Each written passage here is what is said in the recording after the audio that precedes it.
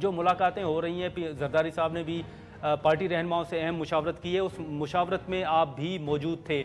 आप क्या समझते हैं कि क्या वाकई ये बयान जरदारी साहब के दुरुस्त हैं कि वो मुस्लिम लीग नून को नहीं आने देंगे और पीपल्स पार्टी अपनी हुकूमत बनाएगी? मुलाकात में फैसले क्या हुए हैं? देखें, एक तो बड़ी क्लियर बात उन्होंने कर दी है कि हम ऑपोजिशन में नहीं बैठेंगे और हम गवर्नमेंट बनाएंगे।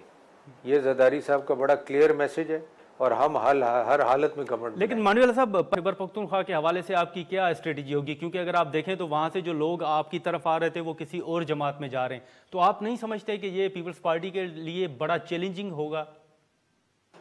मैं तो नहीं समझता, और जो लोग हमारे पास आए हैं वो कोई वापस नहीं गए।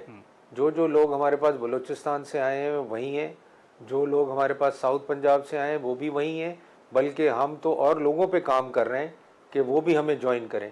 और जरदारी साहब और बिलावल साहब दोनों अभी पाकिस्तान के टूर पे निकलेंगे और they will again interact with everyone, जो कि लोग हमारे पास आ चुके हैं और भी फर्दर लोग जो हमारे पास आएंगे। अब इस वक्त अगर आप देखें तो हाल ही में कुदूस बदिंजो साहब ने जरदारी साहब से मुलाकात की थी और जिसके बाद ये तासुर दिया गया कि शायद बलूचिस्तान अवामी पार्टी के अहम रहनुमा जो हैं वो पीपल्स पार्टी में शमूलियत इख्तियार कर रहे हैं। आप समझते हैं कि वो सिलसिला रुक गया, दरवाजे बंद हो गए, या अभी भी आपको लगता है कि वो बाप पार्टी के कुछ रहनुमा जो हैं वो पीपल्स पार्टी में शमूलियत इख्तियार कर सकते हैं?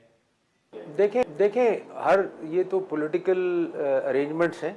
अगर वो शमूलियत नहीं करते तो हमारे साथ एलाइज बन सकते हैं। अच्छा, ये तो it all depends on them and Peoples Party कि हम कैसे उनको अपने साथ लेके चलेंगे। और मैं समझता हूँ पीपल्स पार्टी से बेहतर कोलिशन बनाना, और पीपल्स पार्टी कोलिशन को चलाना जानती है, और हमेशा हमने प्रूव किया है